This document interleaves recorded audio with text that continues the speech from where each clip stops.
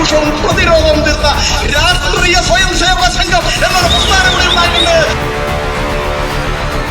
നമ്മൾ ആരെങ്കിലും ഒരാള് ഒരു മിനിറ്റ് നമ്മുടെ രാജ്യത്തെ കുറിച്ച് ചിന്തിക്കുന്നുണ്ടോ? നമ്മുടെ ഈ രാജ്യത്ത് ഏതെങ്കിലും സംഘടന ഉണ്ടെങ്കിൽ അത് RSS മാത്രമല്ല.